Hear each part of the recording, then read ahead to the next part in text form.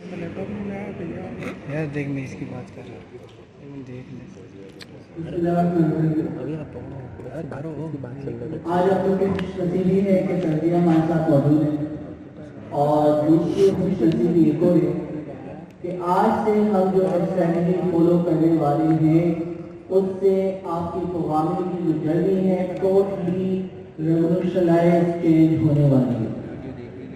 वो काम जो कि आप 1.5 साल स्किल्स सीखने के बाद कर पाते वो भी एक लेवल पे कि 20 साल के एक्सपीरियंस वाला कोई डेवलपर आपके लिए कोड लिखे, आज वो लेवल इसी क्लास में आप हासिल कर लेंगे। तो इतनी बड़ी रेवोल्यूशन होने जा रही है और वो आपको पता है जनरेटिव एआई की बदौलत। तो आज हम जो चीज़ें कवर करेंगे उसके अंदर गूगल कॉलेज, लास्ट टाइम कह रहे थे ना, बहुत सारे लोग हैं अभी भी यहाँ पे होंगे जिनके पास अभी तक डॉकर इंस्टॉल नहीं हुआ होगा। वो कितने लोग हैं? हैंड रेज़ करें जरा ईमानदारी से। आप लोगों ने डॉकर इंस्टॉल नहीं हुआ होगा? 1 2 3 मीन्स देखे मौजूद हैं काफी लोग। अच्छा, जब तक डॉकर इंस्टॉल नहीं होगा तो हेलो वर्ल्ड पाइथन पे कैसे करेंगे? क्योंकि आपने डॉकर से ही तो सीखा है। तो दोस्तों, हम अगर कुछ चीजें देखें, जब आपको artificial intelligence, machine learning, deep learning, even generative AI का हेलो वर्ल्ड करना हो, सबसे पहले एक हैवी मशीन चाहिए जिसके अंदर क्या क्या हो, जो पाकिस्तान में लाइक बड़ा मुश्किल है। सबसे पहले इंटरनेट की स्पीड अच्छी है, कम से कम 1 GB। तो 1 GB डाउनलोडिंग स्पीड, कितने लोग हैं यहाँ पे बैठे हुए जिनके पास 1 GB डाउनलोडिंग स्पीड कनेक्शन है?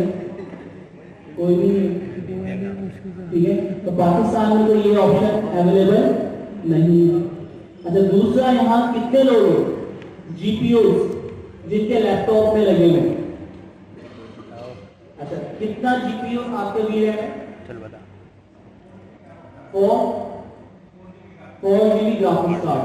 और किसी के पास जीपीयू कितना? 2 GB। और कोई? 8 GB। सर आपने भी एड्रेस किया और 1 GB। अच्छा, मैक्सिमम हमें पता चला कि यहाँ जो अमीर तरीन लोग बैठे हैं जिनके पास जिसमें जैसा हार्डवेयर कुछ होता है वो लगा हुआ है और वो मैक्सिमम कितना है? 8 GB। तो हम तो सारे के सारे गरीब हैं यार, हमारे पास तो 8 GB वाला भी जीपीयू नहीं लगा, ठीक है। तो अब प्रॉब्लम जीपीयू खरीदना। अगर मैं आपको कहूँ कि ऐसा प्लेटफॉर्म जो कि आपको 16 GB जीपीयू फ्री में ले ले तो कितना अच्छा होगा। इंटरनेट स्पीड आपको 1 GB दे दे, कितना अच्छा होगा। आपको हार्ड डिस्क, आपको रैम, सारी की सारी वो चीजें जो बहुत मुश्किल तरीन होती है, यानी आप कम से कम 10 लाख रुपए लगा दे और जब जाके आपके पास एक मशीन होगी उसके ऊपर आप डेवलपमेंट स्टार्ट करते हो। और यही नहीं, अच्छा, चीजें लेने के बाद उसके अंदर इंस्टॉलेशन करना, ऑपरेटिंग सिस्टम इंस्टॉल करना, पाइथन इंस्टॉल करना, पैकेजेस इंस्टॉल करना, इन तमाम चीजों में भी आपको कम से कम 4 से 5 घंटे लगेंगे। इन तमाम चीजों से बचाने के लिए हम डायरेक्टली गूगल ने जो डेटा साइंस कम्युनिटी पे एहसान किया, उसने फ्री में आपको क्या दे दिया? Google college. तो गूगल कॉलेज ये सारी की सारी चीजें इनिशियल लेवल पे आपको फ्री में देता है, फ्री में आप इस्तेमाल कर सकते हैं। और अगर आप कोई एक्सटेंसिव लेवल का काम करते हैं तो 9.99 इसका मंथली पैकेज है, 49.99 दूसरा पैकेज है। तो जितना एक्सटेंसिवली आपको इस्तेमाल करना उसके हिसाब से आप चेंज कर सकते हैं। हम तो पाकिस्तानी हैं, एक अकाउंट की लिमिट खत्म होती है, दूसरी ईमेल आईडी आपने बना दी, दूसरे की खत्म होती है तो तीसरी email ID daily basis limit होती है। तो डेली बेसिस आपने 4 ईमेल आईडी बनाई भी होंगी, लेकिन नहीं बनाई तो बना लेना। तो फ्री में भी आप इस्तेमाल कर लेंगे। जब पैसे कमाने, सॉरी डॉलर कमाने लगेंगे उस वक्त डॉलर में पे करना स्टार्ट कर देंगे। तो आज जो हम चीज स्टार्ट करने वाले हैं वो गूगल कॉलेज होगा, लेकिन उससे पहले जो रेवोल्यूशन होने जा रही है, जब भी कोई रेवोल्यूशन आती है तो उस रेवोल्यूशन में उन चीजों को अडॉप्ट करने में जो हमारे पुराने सीनियर डेवलपर लोग होते हैं वो ऑब्स्टेकल बनते हैं। क्यों?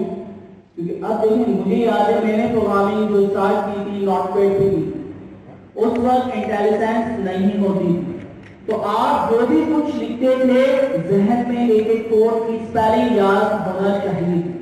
कौन सी चीज कैपिटल है, कौन सी चीज स्मॉल है, कहां स्पेस आना है, कहां स्पेस नहीं आना, ये सारी की सारी चीजें आपके माइंड में होना चाहिए, जब जाके आप काम कर सकते थे। आज आपके पास VS कोड मौजूद है। लोग कहते हैं कि यार VS कोड से अगर मैं प्रोग्रामिंग सिखाऊंगा तो लोग तो प्रोग्रामिंग ही याद नहीं रखेंगे, तो नोटपैड पे सिखाओ। तो जब आईडी आया तो लोग उसको अडॉप्ट कर लेंगे, उनको मुश्किलात हो। पुराने तो सीनियर्स, नए वाले नहीं, नए वालों के लिए तो आसानी है। इसी तरह अब जो हम प्रोग्रामिंग करेंगे वो लिख के या बोल के हुआ करे, कन्वर्सेशनल वे में हो। इंसान दूसरे इंसान से बात करने के लिए जो मीडियम इस्तेमाल करता है, विकैबुलरी इस्तेमाल करता है, वो कहलाती है नेचुरल लैंग्वेज। तो नेचुरल लैंग्वेज को इस्तेमाल करते हुए अब क्या पैराडाइम चेंज हो रहा है, किस तरह हम उसको यूटिलाइज कर सकते हैं, तो वो सारी चीजें आज देखेंगे। तो सर दिया स्टार्ट हम करते हैं। बिस्मिल्लाहिर्रहमानिर्रहीम। अच्छा, आज बड़ा इम्पोर्टेंट डे है, इसलिए नहीं कि मैं क्लास में आया हूँ, इसलिए कि हमें पूरा कॉन्सेप्ट समझना है। अच्छा, पहले तो मैं सॉरी कहना चाह रहा हूँ कि मुझे हर क्लास में यहाँ होना चाहिए आपके साथ।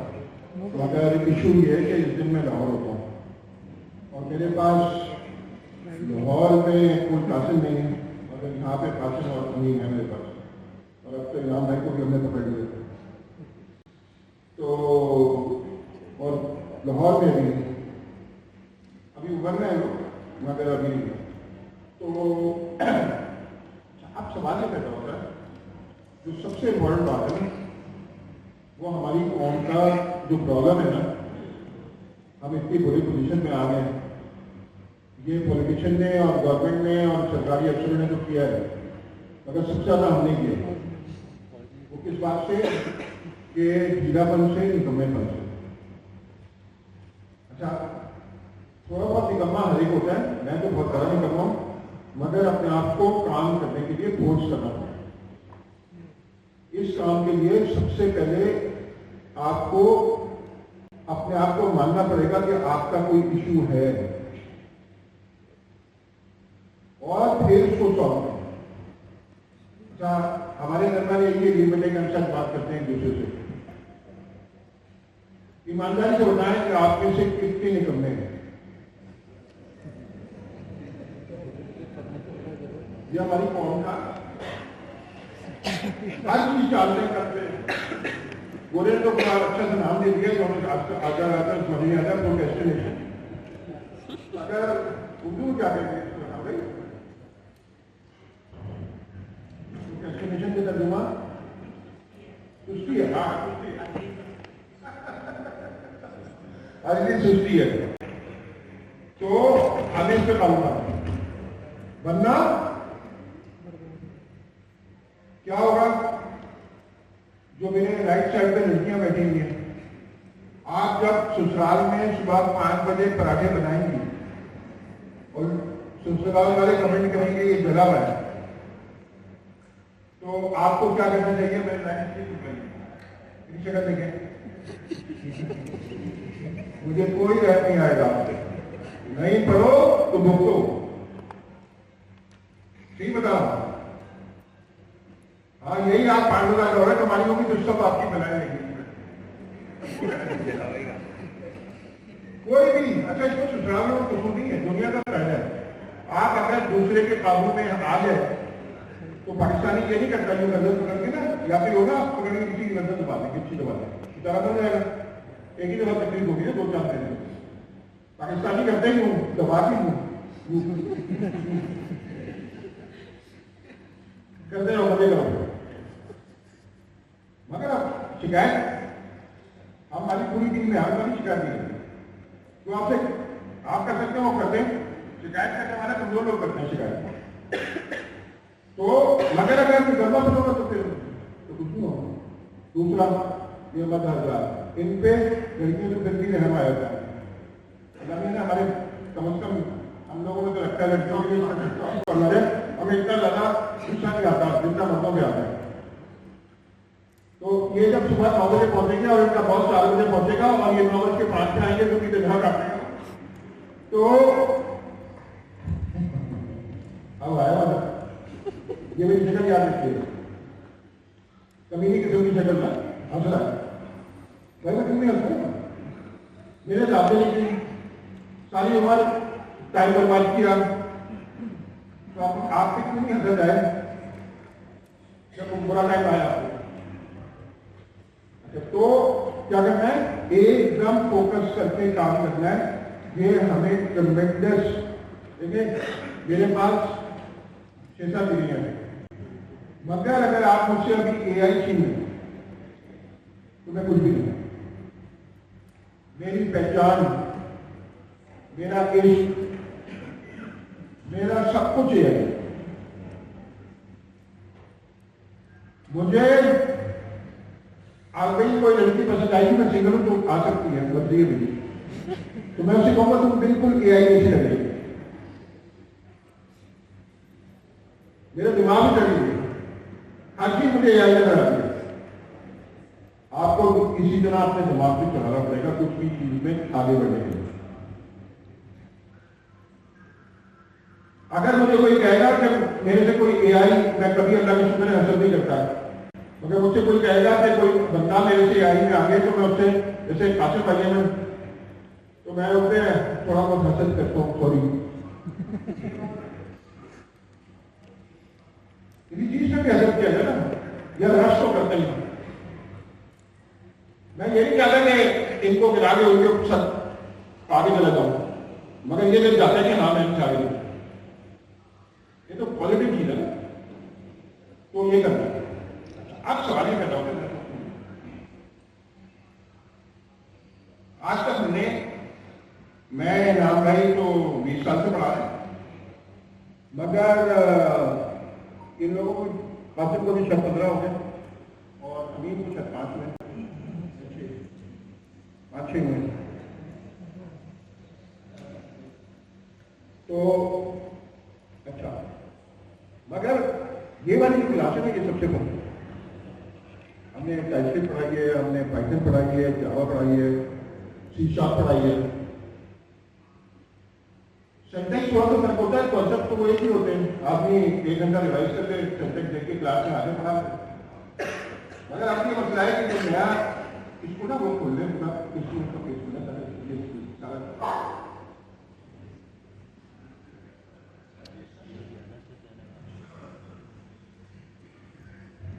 आसिफ भाई से शुरू करते हैं। तो मेरा काम है सवाल पूछना। आसिफ भाई ये लिखा हुआ है the future of programming natural language. अच्छा, ये सब मैंने आपको भेज दिया था दोस्तों, तो आप साथ साथ व्हाट्सएप पे खोल के अपने ब्राउजर में ये देखते रहे हमेशा। या आपको ये आपको सही होना पड़ेगा। दुनिया में हमारे सारे बुजुर्ग क्या है, हफ्ती और बगैर कोई काम नहीं होता। अच्छा, पंजाब में मैंने कप्ती कह दिया तो किसी को समझ नहीं आया, सारी पूरी क्लास देख ली है। मैं देखना चाह रहा हूँ तो राज्य वालों की कह रहे हैं, कितने लोग हैं जो यहाँ पे कप्ती का मतलब समझते हैं? शुक्र है, तो कप्ती बोल रहे ना। तो हमारे बुजुर्ग कहते थे 3 चीजें चाहिए उसकी जिंदगी में करने के लिए, रब, जब्त और खप्त। रब ये कि कोऑर्डिनेशन होनी चाहिए, कोई प्लान होना चाहिए। जब्त ये कि सबक, सारी बार आप लोगों ने कुछ नहीं किया, अब आएंगे आप कासिम भाई से स्टेट करेंगे कि 2 महीने में आपको अरबपति बनाएंगे। सारी बार तो किया नहीं, 2 महीने कैसे हो जाएगा? तो सवाल है, और फिर आखिर में शायद को पता। तो ये आपको ताली करना पड़ेगा। मैं बाकी कसम से आपको लेते लेते अपने आप से ताली करता हूँ। आपने देखा होगा मेरे बहुत सारे समय में आपको 3 बजे होते हैं, 4 बजे लेते लेते खोल के मैं लैपटॉप मेरे साथ रखा हूँ, तो खोल के मैं देख के कमरे मारता हूँ। तो इस तरह करना पड़ेगा, वरना नहीं होगा। हमारे में कुछ जादू थोड़ी है, आपको सोचो ना, पाकिस्तान का एजुकेशन सिस्टम नालायकी का। फिर आपकी नालायकी शामिल प्लस नालायक सिस्टम पर बंदे ढीले। और दूसरा क्या है, अमेरिका में कुछ हो जाता हो, आप तो उनको जानते नहीं समझते हैं, मगर वो तो वहां जाके क्या होगा तो हमें पता नहीं, वो तो अल्लाह के हाथ में। मगर यहां तो पहुंचे और हम जाता में वो तो मेहनत है बाकी, वो क्या है, मेहनत है। तो आप उनसे कैसे कंपीट करेंगे? हमारे पास कुछ भी नहीं है, सिवाय एक चीज है हमारे आप में जो मुसलमानों के पास थी कि रसूल और उसके अल्लाह की मोहब्बत। पूरी दुनिया में कब्जा कर लिया उन बंधुओं ने, उनकी तो हालत मुझे भी कहा, कम से कम हम बेटे को जितना नहीं रहना, तो हमसे भी कहा थी क्या है, एकदम अपने दिमाग में तारीफ होते हैं। मैं ये कामना की डिग्री नहीं कर रहा हूँ, अपने आप पे हम प्रकट कर रहा हूँ। अभी रात को परसों रात को हम 4 बजे आगे मुझे मैसेज कर रहे हैं। मैं जब सोता हूँ तो कहीं को निकाल रहा हूँ, इसलिए मुझे सोने को टाइम नहीं, तो मैं बेहोश सो रहा था। अच्छा तो यही करना पड़ेगा, बता रहा हूँ। कोई और हमारे पास कासिम भाई के पास गारंटी कर रहा हूँ, इनके पास कोई इनाम भाई के पास जादू नहीं है। होता तो सबसे पहले कुछ लगा लेते हैं जादू का अलग कौन सा जादू, कोई पी नहीं है, सब ढूंढे थे मेहनत है। अच्छा अब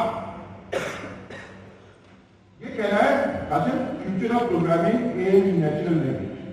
नेचुरल लैंग्वेज क्या मतलब है? जंगल की लैंग्वेज क्या है? बिल्कुल। अच्छा, नेचुरल लैंग्वेज जो कि नेचर से आपने अडॉप्ट, और बहुत सारी लैंग्वेजेस बनते हैं, उर्दू, फारसी, चाइनीज, तो जो जिस नेचर में आप रहते हैं वहाँ से आप वो लैंग्वेज यानी बनते बनते आपकी प्रॉपर नेचुरल लैंग्वेज बन जाएगी। तो रियल वर्ल्ड में नेचुरल लैंग्वेज जो आप जबान बोलते हो, नेचुरल लैंग्वेज का पर्पस क्या है कि आप कम्युनिकेशन के लिए इस्तेमाल करते हो। एक इंसान दूसरे इंसान से कोई बात समझाने के लिए, करवाने के लिए जो मीडियम इस्तेमाल करता है वो नेचुरल लैंग्वेज है। अब natural language processing, natural language understanding, natural language generation, ये सारे के सारे चीजें रियल वर्ल्ड में भी हैं। ये नेचुरल लैंग्वेज प्रोसेसिंग, लैंग्वेज को समझना, प्रोसेस करना, ये कहीं क्या रहा है, किस चीज के ऊपर, किन किन टॉपिक्स के ऊपर बात की, उसको प्रोसेस करना। लाइक मैं यहाँ पे अगर बात करता हूँ कि आपने कराची के अंदर जाके, लाइक आपको भूख लगी है तो आप क्या खाएंगे, तो आपको पता है जहन में बिरयानी के चर्बी और पता नहीं क्या क्या जहन में आ रहा होगा। तो नेचुरल लैंग्वेज प्रोसेसिंग, आपके दिमाग ने उन वर्ड्स को प्रोसेस करना स्टार्ट कर दिया। नेचुरल लैंग्वेज अंडरस्टैंडिंग, आप उसको अंडरस्टैंड कर सके, जितने कॉन्टेंट, जितनी चीजें इस्तेमाल हुई उसको अंडरस्टैंड करें कि ये सामने वाला कहना क्या चाह रहा है। और नेचुरल लैंग्वेज जनरेशन, आप उसके अगेंस्ट कोई रिप्लाई जनरेट करें तो जनरेशन कहलाता है।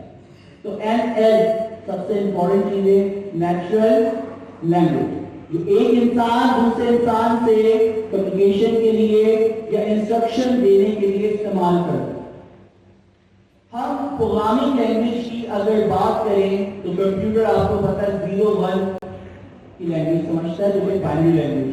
कैपिटल A का हमने कोड देखा था 0-1-0-0-0-0-1, तो ये जो कोड है कैपिटल A है।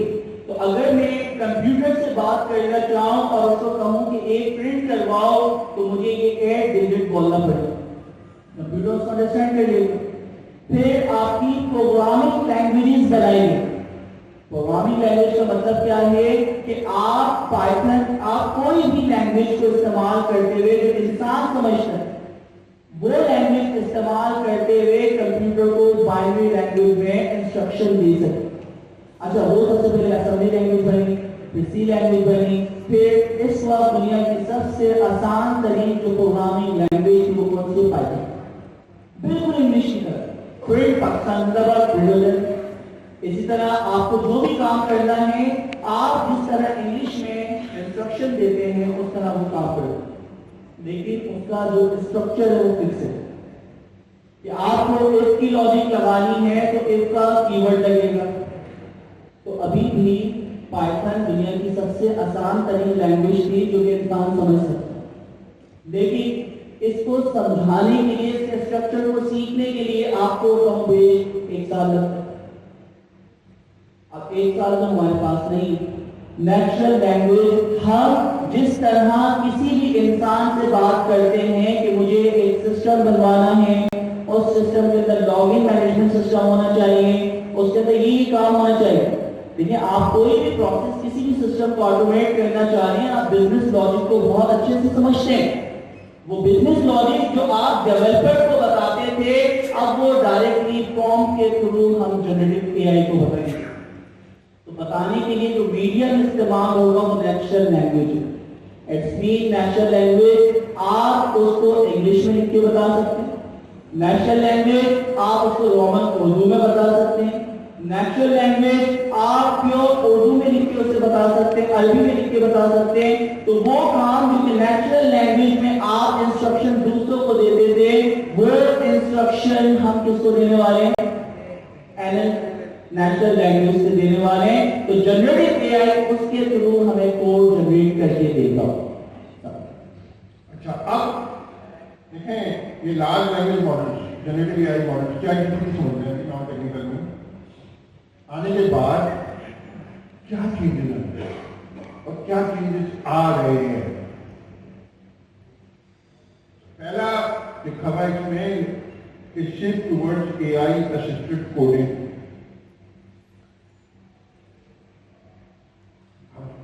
अगर थोड़ी बहुत अगर अंग्रेजी में समझता हूं तो ये कह रहा है कि एआई करेगी कोडिंग, फिर करेगा, पता नहीं ये कितने का सॉफ्टवेयर आएगा, कैसे होगा। अभी ये ना जो समझाओ कि एआई असिस्टेड कोडिंग क्या होती है और फिर करके दिखाओ। एक छोटा सा डेमोन्स्ट्रेशन करते हैं, उसके साथ साथ उसका कॉन्सेप्ट देखेंगे कि जो बात में कर रहा हूँ उस डेमोन्स्ट्रेशन से आप रिलेट करेंगे। मेरे पास एक गूगल की स्क्रीन है जिसपे गूगल का सर्च इंजन ओपन है। मैं एक कीवर्ड सर्च करने जा रहा हूँ और उसका नाम है गूगल, COLAB। क्या प्रोनाउंस करेंगे उसका? कोलैब। तो गूगल कोलैब का पहला वाला लिंक सर्च कर दी आगे है, और इसका अगर ये वाले यहाँ से रीड करें तो collab.research.google.com। इसे जस्ट ओपन करना है। आप सबको गूगल का अकाउंट होगा डायरेक्ट, तो आपके पास जो सेम प्रोसेस है ये चीज कंटिन्यू हो जाएगी।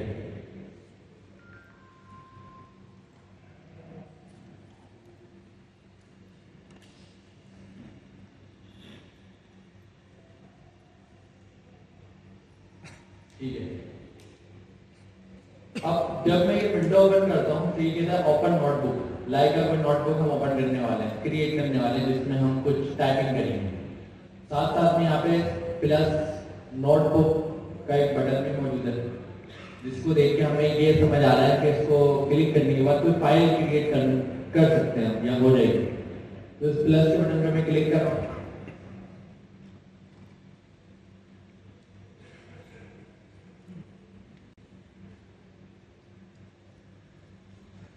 प्लस के बटन पे क्लिक करते ही एक नोटबुक ओपन हो गई है। उसका नाम इसने खुद ही से रैंडमली रख दिया है, अनटाइटल वन। नाम में चेंज भी कर सकता हूँ, नहीं करना चाहूँ वो भी मेरी मर्जी है।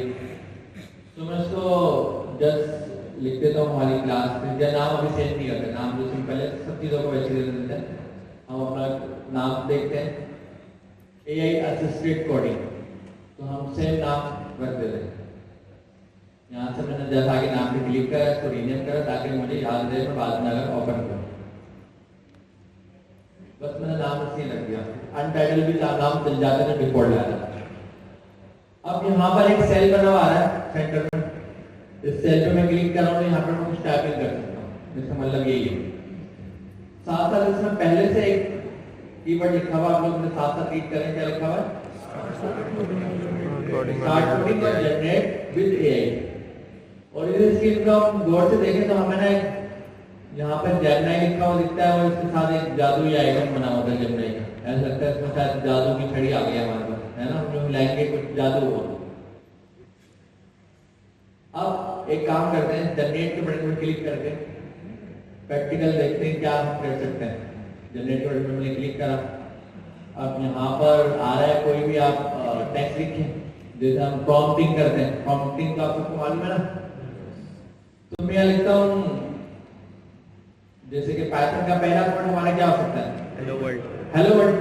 चलिए मैं बोलता हूँ प्रिंट हेलो वर्ल्ड या क्रिएट हेलो वर्ल्ड, जो भी हमें आसान लगता है मैं क्रिएट हेलो वर्ल्ड करता हूँ। क्रिएट हेलो वर्ल्ड प्रोग्राम, मुझे ये ज्यादा सिंपल लगा। अब ये मैं एक प्रॉम्प्ट लिखकर जनरेट पे क्लिक करता हूँ। जैसे मैं जनरेट पे क्लिक करता हूँ मैं नीचे देखता हूँ ये क्या लिखा हुआ है यहाँ पर। मैंने तो इंग्लिश में कुछ लाइन लिखी थी, इसमें तो ये ब्रैकेट लगा दिए, कोटेशन लगा दिए, सब क्या कर दिया। और अगर मैं इस प्ले के बटन पे क्लिक करूं, मेरा असल में आउटपुट मुझे क्या चाहिए था, हेलो वर्ल्ड चाहिए था। मैंने एक इंग्लिश के सेंटेंस लिखा, मैंने कहा मुझे हेलो वर्ल्ड चाहिए, इसने उस हेलो वर्ल्ड के साथ कुछ एक्स्ट्रा चीजें लगा दी। अगर मैं देखूं तो यहाँ पे इंग्लिश लिखी हुई लेकिन इसने ब्रैकेट और कुछ कोटेशन सेट कर दिए, समझिए। अगर मैं बिगनर की कॉन्सेप्ट को या उसके पर्सपेक्टिव से बात करूं, और यहाँ पर एक प्ले का बटन है, प्ले का बटन पे मैं क्लिक करता हूँ तो मेरा एक्सपेक्टेड आउटपुट हेलो वर्ल्ड था, और उसको हम देखते हैं एक्सपेक्टेड आउटपुट उसका वही आता है जो मैं कंसीडर कर रहा था, जो मेरी अप्रोच थी।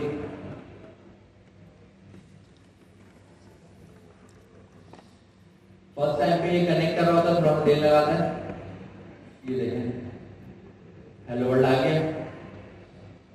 तो अगर देखा जाए तो हमने क्या चीज अचीव कर ली है कि आप प्रोग्रामिंग करने का एक नया स्टाइल देखो, जिसमें है ना बिगनर जो मैं जानता हूँ, मतलब बिगनर का मतलब ये नहीं मैं कुछ नहीं जानता, बिगनर जानता ये काम करवाना है, ये टास्क कंप्लीट करवाना है, और उस टास्क को मैं लिखकर कंप्लीट करवा रहा हूँ और वो बदले में रिजल्ट भी आ रहा है जो मेरा एक्सपेक्टेड आउटकम था। अब सपोज करें आपने कहा ये तो बड़ी सिंपल सी बात है, ये तो एक हेलो वर्ल्ड लिखना तो कोई मेरा काम नहीं है, जादू नजर आ रहा सही है, लेकिन इससे आगे थोड़ी जाएगा जादू, यहीं तक खत्म हो जाएगा। जब हम इसको बोल देते हैं प्रॉम्प्ट इंजीनियरिंग, इससे ज्यादा आगे इन्फ्लुएंसिंग करके हमें कोडिंग थोड़ी करके देगी। हेलो वर्ल्ड तो चलता है, सिंपल सेंस है, ये अच्छी चीज देखी हमने, लेकिन इससे ज्यादा एडवांस तो नहीं जा सकते। चले कॉन्सेप्ट के मुताबिक मैं ये वाला कोड कॉपी करता हूँ, सेम। अभी समझे मुझे पाइथन इतनी अच्छी नहीं आती है, मैंने कॉपी कर लिया, और मैं यहाँ जो ऊपर प्लस का बटन है ना, इस प्लस के बटन से एक नया सेल लेता हूँ, मतलब कोडिंग करने के लिए नया सेल मेरे पास पहले ओपन हो गया था, तो प्लस के बटन से हुआ था। और यहाँ पर मैं सेम कोड कॉपी करता हूँ, मैं कुछ मैंने एरर रख देता हूँ। अब मैं देखता हूँ क्या ये प्रॉम्प्टिंग मेरे उस एरर को भी सॉल्व कर देगी, इतनी एडवांस नहीं चाहिए। तो मैं क्या करूँ, मुझे समझ में आया कि लास्ट वाली एक दो चीजें मिटा दूँ बस, और क्या करूँ, क्लोजिंग चीजें मिटा दी मैंने, कोटेशन में मिटा दी और ब्रैकेट में मिटा दी। तो पहले तो एक अच्छी चीज देखी मैंने, इंटेलिजेंस, इसने खुद ही इंटेलिजेंस दे दी कि आप इसके आगे कोटेशन लगाओ, ब्रैकेट लगाओ। चलिए इसको भी फिलहाल इग्नोर करके चलाते हैं, हमें तो अभी जनरेटिव एआई से ये टास्क ठीक कराना है। हमें पता है एरर आएगा क्योंकि आपने कोड के सिंटैक्स को ही चेंज कर दिया, जब किसी चीज के सिंटैक्स को चेंज कर दो तो एरर तो आना चाहिए। और जब मैं प्ले के बटन पे क्लिक करूंगा तो क्या हुआ, कोड क्या हुआ। अच्छा अभी एक मिनट, मोहम्मद हारिस यहाँ कोई है? मोहम्मद हारिस हैंडल्स करें जो अपने सिस्टर के साथ आए। मोहम्मद हारिस स्टेज पे 2 मिनट मोहम्मद हारिस जिन्होंने हैंडल्स किया, कहाँ है प्लीज। ठीक है, अब आप मुझे ये बताएं कॉन्सेप्चुअली, जब मैं आपको हेलो बोलता हूँ तो आप लोगों को बात समझ आती है ना, मैं हेलो बोलता हूँ, ऐसे ही आती है ना, सबको आती है। तो इसी तरीके से मैं प्रोग्रामिंग के कुछ कोड लिख रहा हूँ, जब मैं इसको एंटर करता हूँ तो क्या प्रोसेस होता है, क्या होता है, कौन बताया? वो तो इसका रिजल्ट आया, लेकिन रिजल्ट आने से पहले होता है क्या, जो जवाब आता है कंपाइल होता है, और इसकी एक कौन सी टर्म थी, कौन बताया? इंटरप्रेट होता है। फीमेल आप लोग क्या बोलेंगे, क्या होता है? एक साथ और एक बार ऐसा रिपीट करते, क्या होता है? कंपाइल हो गया, इंटरप्रेट होता है। तो जैसे ही ये कोड इंटरप्रेट होगा तो कोई ना कोई रिजल्ट आएगा, और हमें पता है इस बार तो एरर आने वाला है क्योंकि हमने कोड का सिंटैक्स चेंज कर दिया, क्योंकि हम लाना चाह रहे हैं आगे।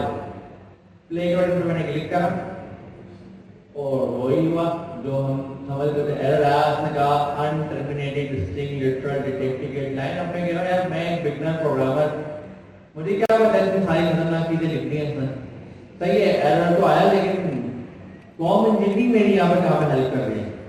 प्रिंट हेलो वर्ल्ड इसने बता दिया, अगर हम थोड़ा कोशिश करें पढ़ने की तो बता दिया alternate this thing written detective line पर, लेकिन फिर भी फॉर्म इंजीनियरिंग इसमें क्या कितना पता कर सकती है। हेलो वर्ल्ड लिखने तक तो सब सही था। अब मैं एक और नया सेल यहाँ पे ऐड कर रहा हूँ कोडिंग का। तो किसकी कौन से बटन से नया सेल ऐड होता है? कोड के साथ जो प्लस का बटन है, देखिए इसमें मैं जैसे क्लिक करूँ नीचे एक नया सेल आ गया। अब इस नए सेल में मेरे पास एक ऑप्शन आ जाता है कि जनरेट का। अब मैं जनरेट से जाके बात करता हूँ, मतलब जनरेटिव एआई से कि भाई मेरे पास एरर आ गया, सॉल्व करो उसको। इसी तरीके की बात करेंगे ना, तो लिखते हैं यहाँ पर please correct last cell error. अब जो मुझे समझ में आया, मैंने जिस तरीके का मैं प्रॉम्प्ट लिख सकता था मैंने लिख दिया। मैंने अपनी लास्ट सेल में मेरे पास एरर आया था, लास्ट सेल मतलब पिछली वाली लाइन में एरर आया था, उसको करेक्ट कर दो भाई क्या है वो, तो एंटर करते हैं। इसने 2 बार प्रिंट कर दिया, मतलब हमारे प्रॉम्प्टिंग के एक तो देखा जाए तो करेक्ट कर दिया आपने, लेकिन उसने दोनों सेल कॉपी कर दिया। लेकिन हम कह रहे हैं हमें तो लास्ट वाला ही चाहिए, लास्ट रन कर देता हूँ, शायद तो ये वाली बात समझ आ जाए।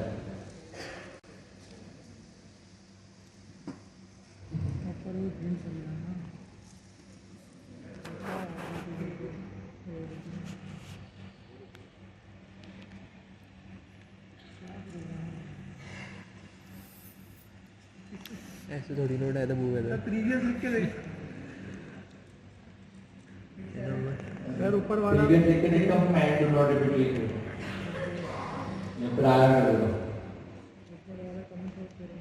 इंग्लिश नहीं आती मुझे, ऐसे प्रायर नहीं पता।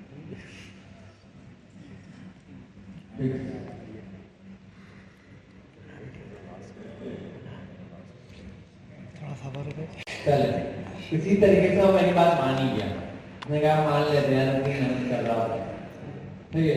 मुझे तो नजर थी अपने एक्सपेक्टेड आउटकम की। अब मैं अगर इस कोड को चलाऊंगा तो क्या एरर आएगा? नहीं आएगा। चलाते एरर नहीं आया, तो हमने एक और चीज अचीव कर ली कि जनरेटिव एआई मेरे एरर को भी पढ़ के उसको रिजॉल्व कर रहा है। तो सिर्फ कोडिंग लिखने की हद तक बात नहीं हो रही, मतलब उसकी डिबगिंग तक के बात पहुंच गई है। अब हम अपनी थ्योरी पे जाते हैं और उसको गौर से देखते हैं वहां पर क्या कॉन्सेप्ट बताने की कोशिश की जा रही है। Shift toward AI assistant coding. आप इमेजिन करें कि एआई असिस्टेंट आइडेंटिफाई कर रहा है, और आइडेंटिफाई करने के साथ आपकी कोड का एरर को ढूंढ रहा है और उसको फिक्स कर रहा है, और फिक्स करके आपको करेक्शन की फॉर्म, मतलब करेक्ट फॉर्म में वापस दे भी रहा है, और आप उसको रन करके चेक भी कर सकते हैं। तो ये सबसे बड़ा आपको इस वक्त का चेंज आया है कि आप एलएलएम की मदद से, एआई असिस्टेंट की मदद से अपने निश्चित कोडिंग टास्क करवा रहे हैं, उसको अपना ऐसा प्रोग्रामर, अपना पार्टनर लेके चल लो, जिसको हम क्या बोलते हैं पेयर प्रोग्रामिंग। पेयर प्रोग्रामिंग मतलब 2 लोग साथ काम कर रहे हैं, तो ये मेरा पेयर प्रोग्रामर हो गया कि ये और मैं साथ काम कर रहे हैं ना, मैं इसको बता रहा हूँ मुझे ये चाहिए, उसने वो बना के देखिए मुझे रिजल्ट दे दिया। तो ये पेयर प्रोग्रामिंग की कॉन्सेप्ट में यहाँ पे क्रिएट कर रहा है। साथ साथ में इसका फायदा क्या है, मेरी प्रोडक्टिविटी इनहांस हो रही है, मैं अपना काम और फास्ट कर सकता हूँ। मैं एज अ जूनियर डेवलपर, लेकिन बड़ा अच्छा मैं बड़ा एडवांस कोड भी लिख सकता हूँ, और मैं इसको और इन डिटेल ट्राई करूंगा। तो इसका मतलब ये है कि एक सवाल जो आप लोगों के माइंड में आता होगा, वो क्या आता होगा जब आप कहीं ना कहीं से सुनते हो कि यार एआई आ गई और एआई ने क्या रिप्लेस कर दिया, कोडिंग। कोडिंग का सुना होगा ना, कोडिंग नहीं करनी पड़ेगी अब तो एआई कोडिंग करेगा। इसको कॉन्सेप्ट को गौर से समझा कि मैंने क्या करा, अभी भी मैंने कोडिंग करी है। एआई ने कोडिंग को रिप्लेस नहीं करा, एआई ने कोडिंग का तरीकेकार रिप्लेस कर दिया। पहले हम कोडिंग लिखते थे सिंटैक्स में, अब हम लिखेंगे इंग्लिश में। अब उस इंग्लिश के वर्ड के साथ वो अपने ब्रैकेट स्लेट्स लगाकर हमारा काम पूरा करके दे देगा, और हम अगर प्रोग्रामिंग के कॉन्सेप्ट को समझते हैं हमारा टास्क अचीव हो जाएगा। अगर आपको एक हजार लाइन का कोड होगा, बोलेंगे इसके सेंटर के अंदर मुझे ये फीचर ऐड करना, तो उसी एक हजार लाइन के कोड के दरमियान में ही वो फीचर ऐड करेगा। तो इस कॉन्सेप्ट पर हम आ गए कि जनरेटिव एआई हमारे साथ डेवलपमेंट कर रही है, हमारे बग फिक्स कर रही है, बग फिक्स करने के साथ साथ कोड भी दिक्कत दे रही है, तो हमारी प्रोडक्टिविटी इनहांस हो गई। पहले हम लो लेवल कोड लिखते थे, मतलब प्रोग्रामिंग जिसमें हम ब्रैकेट, कॉमा, स्लैश हर चीज पर नजर रखते थे। कोई एरर आ जाता था, हमारे 2 से 3 दिन या 3 घंटे जाते गुजर जाते थे उसको समझने में। अभी भी शायद टाइम लगेगा, लेकिन पहले टाइम लगता था कोड के सिंटैक्स पे, अब टाइम लगेगा प्रॉम्प्ट पे, और उस कॉन्सेप्ट को या उस आउटपुट को जो आप चाह रहे हैं या उस प्रॉम्प्ट को जिसको आप सवाल पूछ के अपना एक गोल अचीव करना चाह रहे हैं, आपने इस पर टाइम लगाना होगा। तो इसका मतलब प्रोग्रामिंग रिप्लेस नहीं हुई है, प्रोग्रामिंग का तरीकेकार रिप्लेस हो गया। अब जो लोग इस तरीकेकार को अडॉप्ट कर लेंगे वो इस नई दुनिया के साथ कनेक्टेड है, और जो उसको अडॉप्ट नहीं करेंगे वो शायद इस बात को समझ सकते हैं। पाइथन के अलावा किसी और लैंग्वेज पे भी हो सकता है, बिल्कुल हो सकता है। अच्छा अमीर, एक छोटी सी ना हम एक कॉम्प्लेक्स टास्क भी हमको करवा के दिखाते हैं। कोई भी गूगल इमेज सर्च करते हैं, उसको हम ग्रे स्केल में कन्वर्ट करवा के क्रॉप करते हैं। समझ में आया? सर ने कहा गूगल पे जाओ, कोई इमेज फाइंड करो और उसको ग्रे स्केल में कन्वर्ट करो। शायद आपने ना बहुत सारे लोग इस कॉन्सेप्ट को नहीं समझते कि ग्रे स्केल क्या है, अभी आउटपुट देखना समझ आएगा। लेकिन साथ में सर ने एक वर्ड यूज करा, क्रॉप का वर्ड तो सबको क्लियर है ना भाई? ग्रे स्केल का नहीं होगा, क्रॉप का होगा। तो दोनों काम पहले देखते हैं, और क्या ये दोनों में जाकर जैसा सर बोल रहे हैं ट्राई करते हैं। अच्छा अब एक चीज को समझिए, ये टास्क अभी ना करते हैं। इस टास्क को करने में अगर मैं आप लोग से करवाता, मुझे आपको 1 साल की ट्रेनिंग देना पड़ती। आपको नमपाई, पांडास, स्लाइसिंग, मैटप्लोट्लिब, इतनी सारी चीजें सिखाना पड़ती, जब जाके ये टास्क परफॉर्म करने के आप काबिल होते हैं। 1 साल आपके ऊपर इन्वेस्टमेंट करना पड़ती है, जब तक।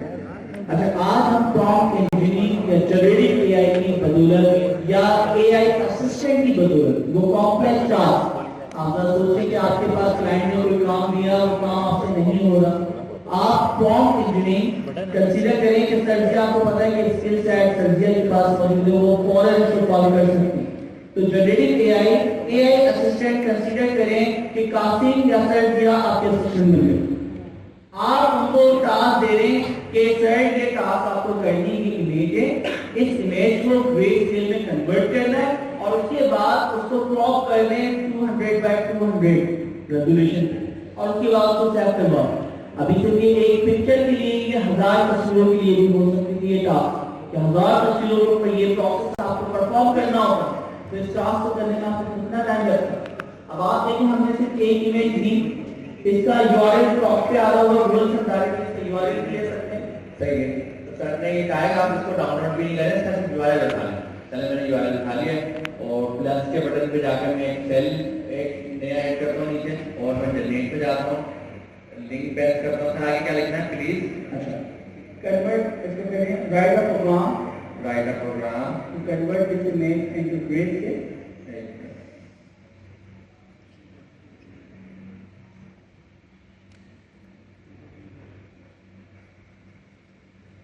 Grayscale and crop 200 by 200 by 200 pixel. Pixel. ठीक है, समझ में आ गया होगा। एक पिक्सल है लास्ट में डिस्प्ले भी करना। हाँ, और एंड डिस्प्ले।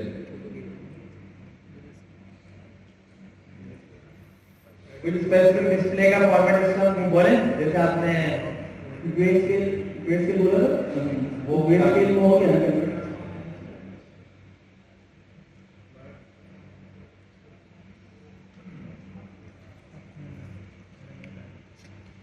जितना अच्छा मैं फॉर्म लिख सकता था अपने लेवल पर मैंने कोशिश करी।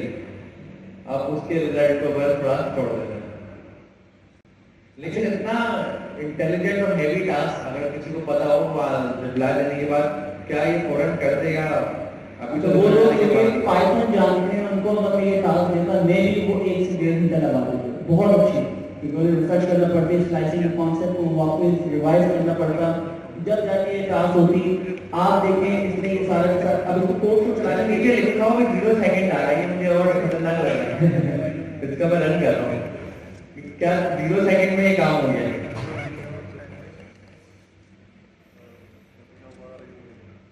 असल में क्रॉप में डिस्प्ले हुआ इसके अंदर एक चीज और ऐड करते हैं डिस्प्ले के लिए विजुअलाइजेशन के लिए मैटप्लॉट इस्तेमाल डिस्प्ले यूजिंग मैटप्लॉट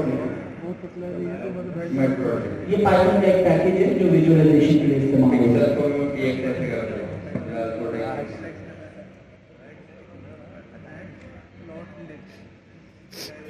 ठीक है। तो मेरा थोड़ा फॉर्म में चेंजेस करिए, आंसर में मुझे कोई खास चेंज नहीं लगी,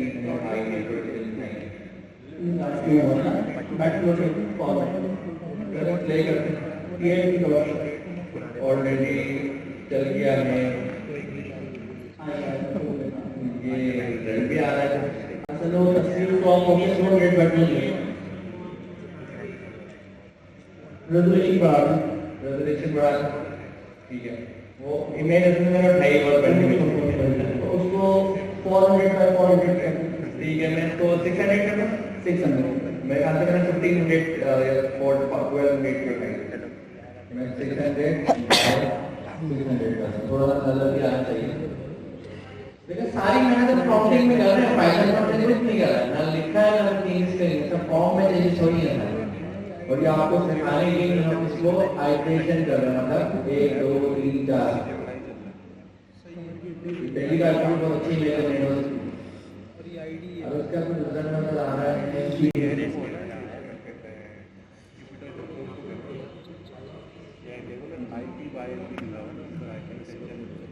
लेकिन क्रॉप वाला काम जो कर दिया ये भी बड़ा काम था। अब ग्रे स्केल वाला काम होना है, क्रॉप वाला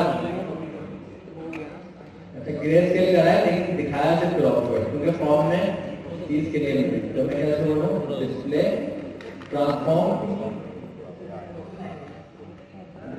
ये प्रॉम्प्ट है जो लिखता जा रहा हूँ, बोलता भी जा रहा हूँ, कुछ भी कर सकता हूँ, अलग से मैं नोटपैड पे भी कॉपी कर दूंगा। अच्छा इस टास्क को आपको समझना है, हम इसको नेचुरल लैंग्वेज में कमांड देंगे। नेचुरल लैंग्वेज आपकी नॉर्मल उर्दू भी हो सकती है, इवन आप डायरेक्टली जाके गूगल ट्रांसलेटर के ऊपर उर्दू राइट कर सकते हैं, तो आप वहां से उर्दू राइट करके भी ये प्रॉम्प्टिंग दे सकते हैं। तो आप उसको उर्दू में लिखें, अरबी में लिखें, चाइनीज में लिखें, तो ये प्रॉम्प्ट नेचुरल लैंग्वेज में होना चाहिए क्योंकि इंसान समझता है। तो ऐसी कोई भी लैंग्वेज जो दुनिया में बोली जाती है और दो इंसान उसको इस्तेमाल करके कोई कम्युनिकेशन कर सकते हैं, वो लैंग्वेज जो कि गूगल सपोर्ट करते हैं, एमएन सपोर्ट करते हैं, उसके अंदर आप लिख के इसको बता सकते हैं। तो अब देखते हैं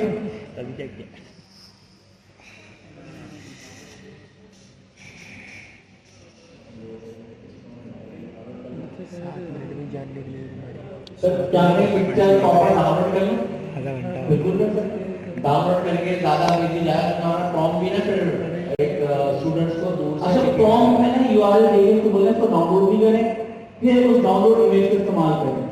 ठीक है कर तो उसको डाउनलोड करके लिख दिया सर डेमो के लिए काफी है ना, अभी ज्यादा कॉम्प्लिकेटेड अभी तो सिर्फ हेलो वर्ड डाउनलोड कर लेते हैं जी। अच्छा जी, अब मैंने जैसा हमारे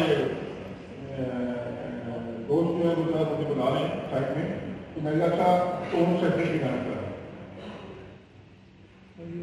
हम थियरी तो करेंगे मगर अभी कुछ 5-10 मिनट में कोलैब पे और कर लेते हैं, क्योंकि वरना देखो डिस्कनेक्ट कंटिन्यू रहता है एकदम, और आखिर में तो पूरी क्लास इस पे होगी।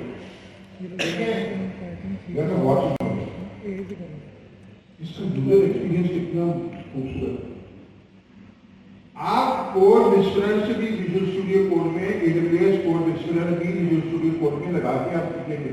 ये बातें भाई कल ही मुझे कह रहे थे तो जब विजुअल स्टूडियो कोड में प्रोग्रामिंग हो जाऊंगा, मगर उसका यूजर एक्सपीरियंस इतना इंटरेस्टिंग इसका कि वही आ रहा है, वो प्रॉम्प्ट को रिकॉर्ड भी करना है ताकि आएगा आगे कोड पढ़ा हो उसको पता होगा कि ये किस प्रॉम्प्ट से कोड बना गया एंड सो ऑन। तो पहले तो बात ये नोट करें। दूसरी बात ये पीछे क्या है,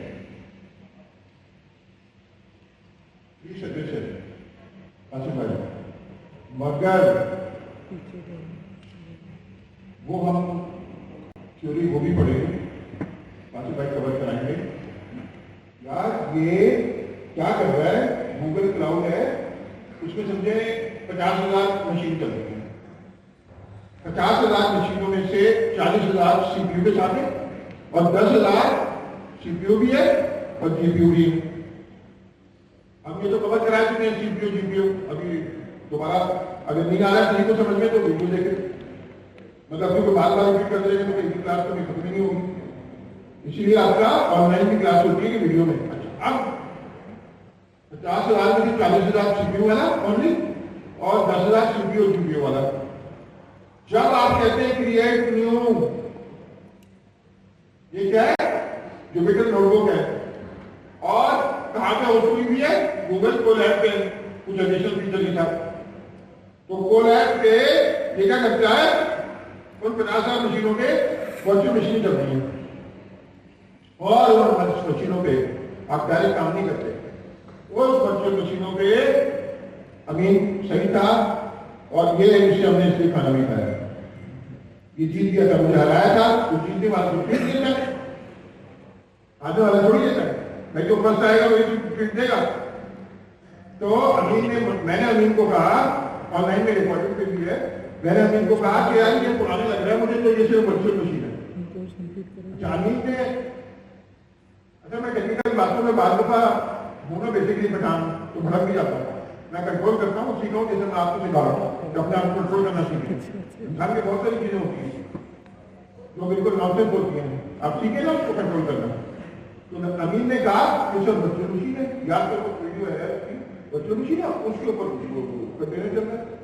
मेरा विचार है कि ट्रक के अंदर से सवाल है, अपन रिसीव कर कभी या तो वर्चुअल मशीन होगी या कंटेनर होगा, दोनों एक साथ कैसे होंगे। फिर मैंने जब क्लास खत्म हो गई तो उससे पूछा तो वक्त जो इसका दोस्त है कुछ चाहिए, उसने एग्जैक्टली उसी अल्फाज में वो लिखा हुआ दिया, उसी अल्फाज में वो मैंने रिकॉर्ड भी कर दिया।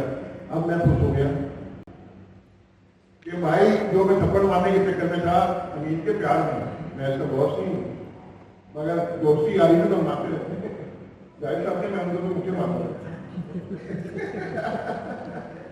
तो वो कहते मैं पढ़ाई नहीं करूंगा, मैं उसे कहता हमसे उसे बीकॉम करना है, कहना मैंने कौन सी पढ़ी गई थी लड़की से शादी करनी है जो मुझे बीकॉम करते हैं। मैं ये मौका मैंने कहा शादी के लिए हम होनी है क्या, तो और काम नहीं करना क्या, ड्राइवर करके मुझे मार मार के इतने और पढ़ा हुआ।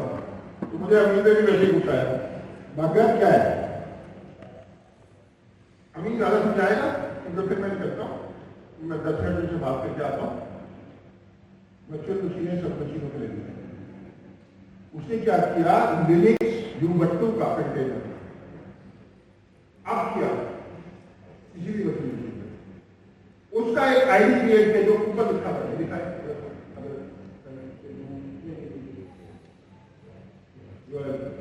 ये आईडी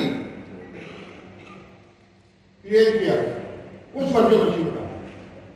अब यार अंदाजा करो कि आपके पास फ्री में 1 सेकंड में एक ऐसी कंटेनर आ गया जिसमें यूबंटू इंस्टॉल है, पाइथन इंस्टॉल है, वेब इंस्टॉल है और पता नहीं और कितनी लाइब्रेरी इंस्टॉल है। 500 की लाइब्रेरी, 500 लाइब्रेरी, 500 लाइब्रेरी, 500 लाइब्रेरी और तकरीबन शायद 67 गिग फ्री स्पेस, कितना 67 गिग फ्री स्पेस, ये सब फ्री में और फ्री में आप चाहें तो उसकी जीपीयू भी लगा दें। अब इसमें कुछ खराबी भी, पावर तो बहुत आगे है, खराबी क्या है कि कंटेनर परसिस्टेंट नहीं होता जब तक उसको बनाया ना जाए और बनाने के लिए रिसोर्सेज बड़े खर्च होते हैं। आपको ये फ्री सर्विस देना चाह रहे थे तो इन्होंने और बहुत ही स्केलेबल देना चाह रहे थे, बहुत स्केलेबल इन्वायरमेंट बनाना चाह रहे थे, तो वो सस्ता था। अगर आपको 1 to 1 वर्चुअल मशीन बना देते और 50 मशीनें बना देते तो गूगल को बैकअप हो जाता आपके चक्रों में। तो इन्होंने क्या किया, स्टेटलेस बनाया, आप जब भी 2-3 दिन तक उसको इस्तेमाल करते रहेंगे वो वर्चुअल मशीन बनी रहेगी। और क्या कर रही होगी, आप उसकी खराब कर सिर्फ एक मेन फाइल जो नोटबुक की फाइल है, IPYNP होती है ना, IPYNP फाइल है, वो गूगल ड्राइव पे सेव कर रही होगी, काम करेगी। बाकी जितनी भी फाइलें उनको नहीं सेव कर रही होगी। क्यों नहीं? इसलिए नहीं कर रही होगी कि अगर आपने पूरा मॉडल लामा 3.1 उसमें अपलोड कर दिया है 15 GB का, तो कंप्लीटली हर रोज हर वक्त वो करता रहेगा तो उनका इंफ्रास्ट्रक्चर ही बैठ जाएगा, सही बात है। अच्छा, उनको पैसे देके तो करने में मसला नहीं है, मुफ्त में मसला है। तो उन्होंने रखा कि वो नोटबुक के अलावा सेव नहीं करता, मगर क्योंकि वो लिनक्स है और क्योंकि ये नोटबुक उसमें चल रही है, तो आप नोटबुक के अंदर सारी लिनक्स की कमांड दे सकते हैं कि ये बाकी फाइलों की कॉपी करो। तो आप इस पे कमांड हासिल करने के बाद आपको क्या क्या आ जाएगा? पाइथन आ जाएगी, पाइथन आ जाएगी, लिनक्स आपकी स्ट्रॉन्ग हो जाएगी। आप टर्मिनल के साथ इंटरेक्ट करते हुए बेतहाशा काम कर सकते हैं, चाहे फोल्डर बनाएं, डाउनलोडिंग करें और प्लस जीपीयू के साथ अपना कोड एग्जीक्यूट करना चाहेगा। अच्छा, तो आप क्या कर रहे हैं? ये लोग आपको जरा इस पे और हाथ तक कराते हैं। ये विंडोज में नहीं चल रहा है, थ्योरी के लिए मैं वापस आता हूँ। प्लस सबसे हमें कैसे आपको ये बात बैक नहीं एंड पे टू टॉक्स करते हैं। अच्छा, इंटरफेस के ऊपर हम कोड करते हैं गूगल कोलैब की।